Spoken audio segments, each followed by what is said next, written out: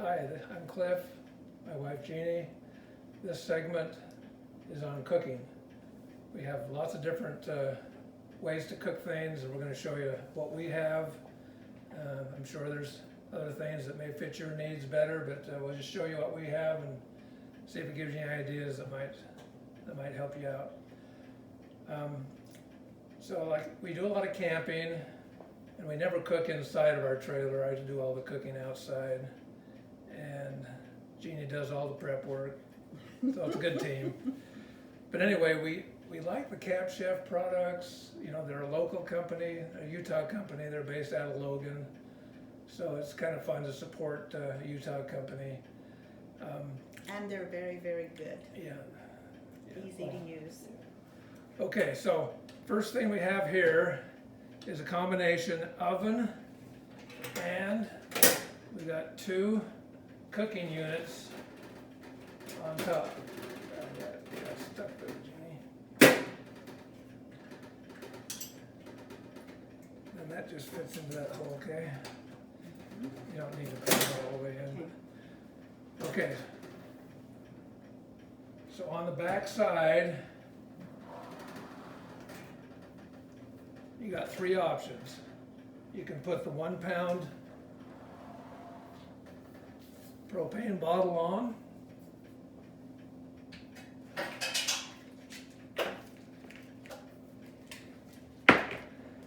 You can use this adapter, which goes right to a propane tank. Or what I do is I run this and run this hose right to my trailer. I have a port on the side of the trailer that I can run off the propane on the trailer. So that makes it really handy because I have a dual propane tanks, and propane lasts so long, we never have any kind of issue with running out of propane. So those are your options for being able to use this. You want to undo that? Okay. We bake bread in this,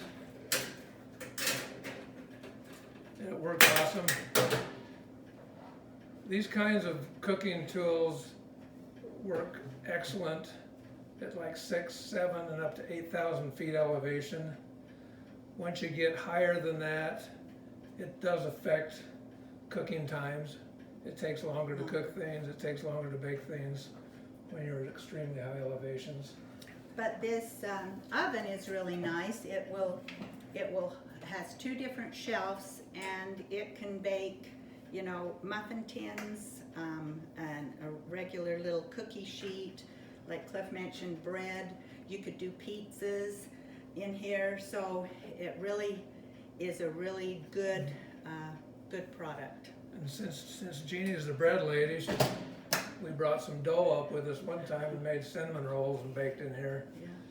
So yeah, we really rough it when it comes to cooking up the mountains. All right, there's that one.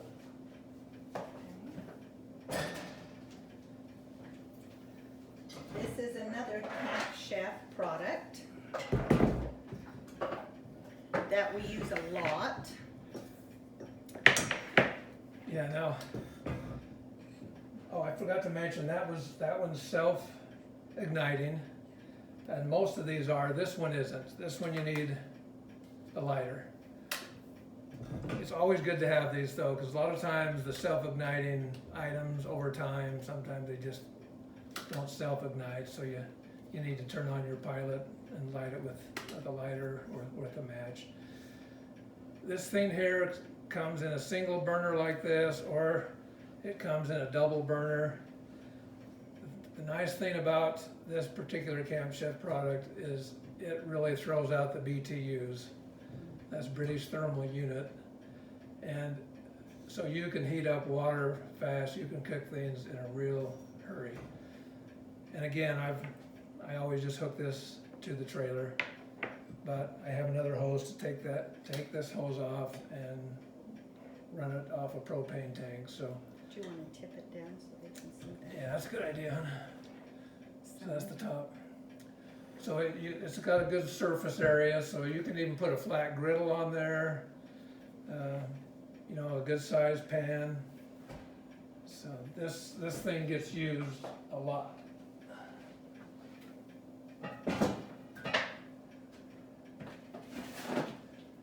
Now sometimes you need just something quick.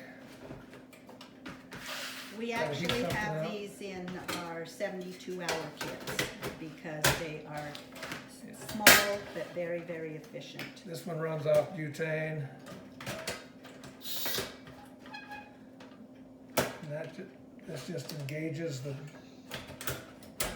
that engages it. And we're up and running. This thing throws out 8,000 BTUs, so I'm just amazed at how fast this will heat something up. So sometimes in the morning, if we just want to heat up some cereal or whatever we want to do, we can just pull this out and it's really quick. Like I say, Cliff carries this in his 72-hour kit, and I just love knowing that we can heat up anything that we need. These things are like 30 bucks. And Horseman Warehouse carries these, I know for sure. I know IFA has them. Pretty sure Cal Ranch has them. So.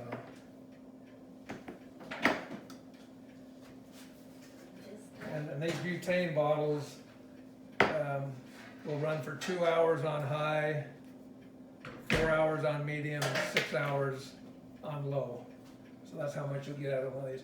And you can get these, and they're usually cost around $2.50 to $3 a piece. And you can buy cases of them at places like or Sam's Club, I know for sure, and possibly Costco. But it's nice to have those on hand. Okay, so this a big nice flat griddle, and this is where I'll do my breakfast skillet and stuff. When we have the family come up, they'll usually come up, have a breakfast with us. We'll cook a big breakfast skillet and go hiking and things. So this has really been handy for that. And again, you can cook burgers, anything else you want on here, but I really like it for the breakfast. It's great for hot cakes, French toast, all those things. And again, it has the same kind of attachments where you can run it off of a variety of ways. And when I'm lazy and don't want to get the propane tank out of the back of the truck, I'll just put one of these 1 pound propane bottles on, because it's so quick and easy, and then I can refill them with the propane tank later, so it makes it really nice.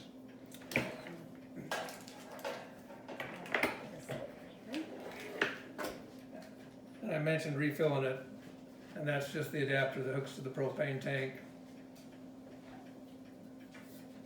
Hooks to your 1 pound propane bottle, and you can transfer the propane from the tank to this, and it's a 1 pound bottle.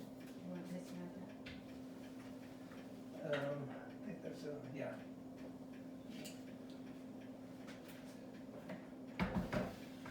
This baby's probably had more use than anything. It kind of needs maybe cleaned up a little bit. That's because I'm a meat and potato guy. So we do burgers, hot dogs, steaks, chicken on this gas grill. And again, it just runs off one of those 1 pound propane bottles. Let me mention too that when you are cooking meat, an instant read thermometer is really ideal.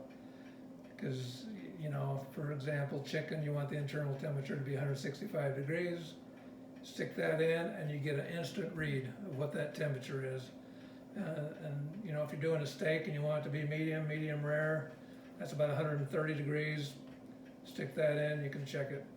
So for years, with all of the daughters we have, they were always worried that Grandpa or the dad wasn't going to cook things long enough. So they got used to having chicken that was always overcooked.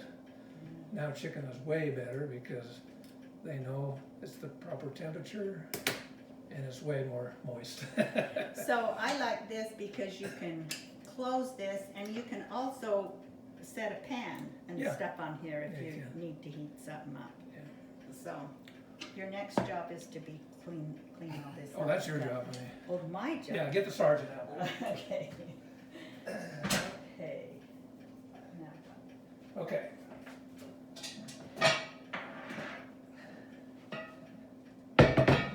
Dutch oven.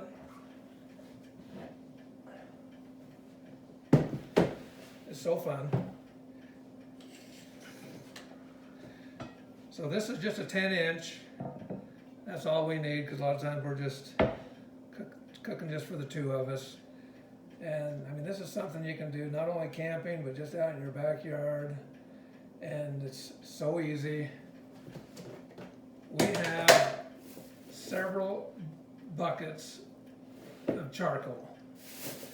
And they're in a bag. There's matches here. And we have discovered there's really no shelf life on charcoal. Some of these buckets we did 20 plus years ago. And because we did a bunch of buckets. We did probably 30 buckets. In our other house. Yeah, so, and the stuff still works just great. So just a couple of things when you're doing Dutch oven. You can do it right in the oven. A lot of people think the taste is better if you're, if it's right up against the cast iron. Some people that don't want to have to clean it out, there's liners you can put in there. So, but the way you do it is you'll get your charcoal, you'll get them in a little pile. You'll just soak it with some lighter fluid. Let it sit for a couple minutes. You don't want to light it right away. You want it to soak in. If you light it right away, it burns it right off, and your briquettes, your charcoal, won't stay lit. So when you light them, it'll take about usually 30-35 minutes, and that's about when they're ideal. You've got your food in here, lid on, and each one of the charcoals is approximately 20 degrees. So if you want this thing to be 350 degrees, then you just do the math. And you always put twice as many on top as you do on the bottom. So generally, when I'm doing this little oven, I'll probably have 10 or 12 up here and a half a dozen underneath. And that gives me usually around 375 degrees or so. And it's just a lot of fun. So we'll do chicken, potatoes, carrots. It's really fun to do cobblers. Or bread. Yeah, we've done Dutch oven bread in this. We have a 12-inch, we have a 14-inch for when we have more family up. Then we'll use those as well. This is the one we use most of the time when it's just the two of us.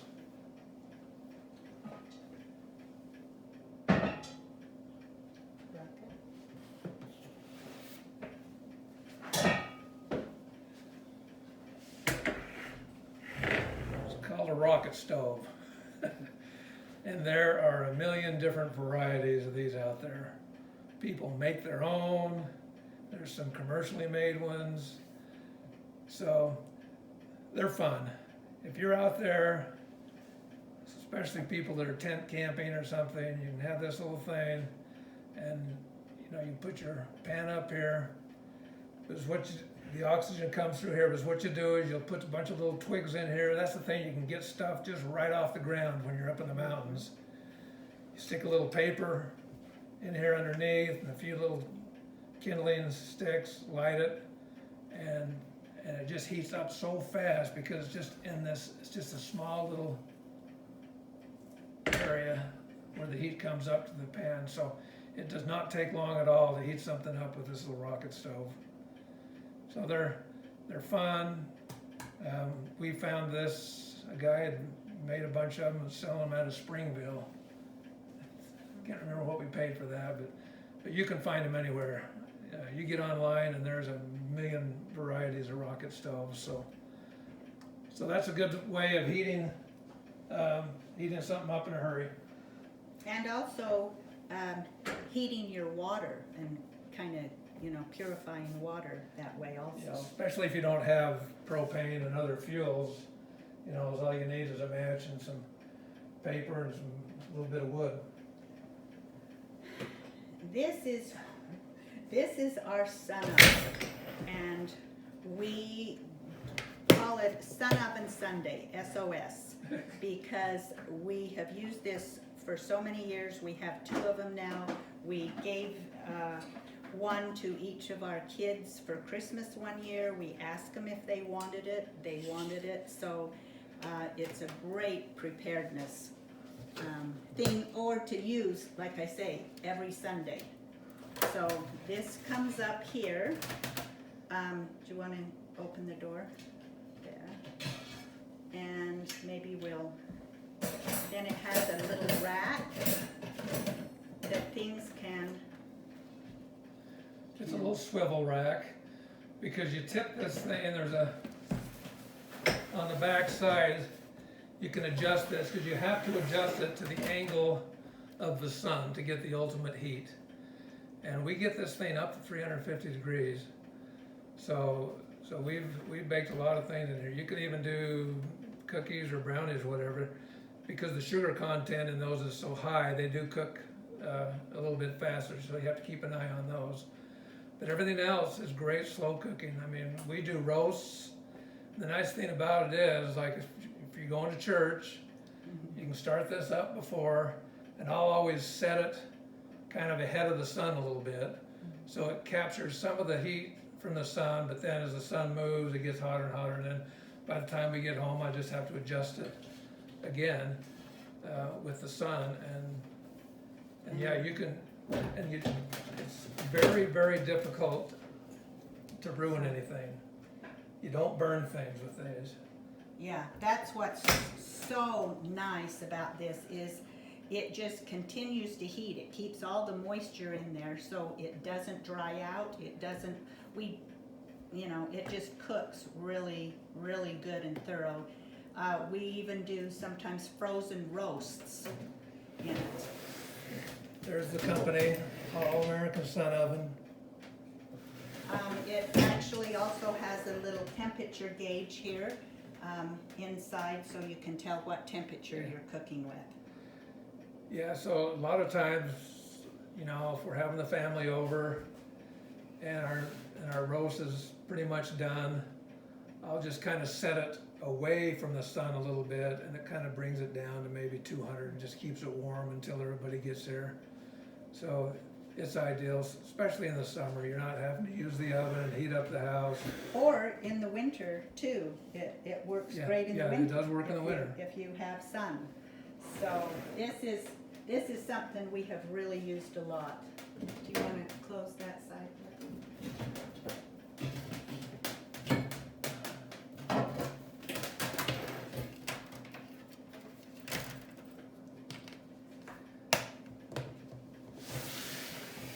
And let me just say to the wood burning stove, we've talked about it for heat, but you can cook with it, and we cook with it, especially on holidays and special occasions.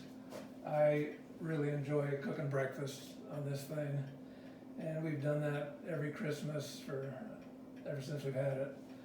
So that's just a lot of fun. Like say, you can bake things.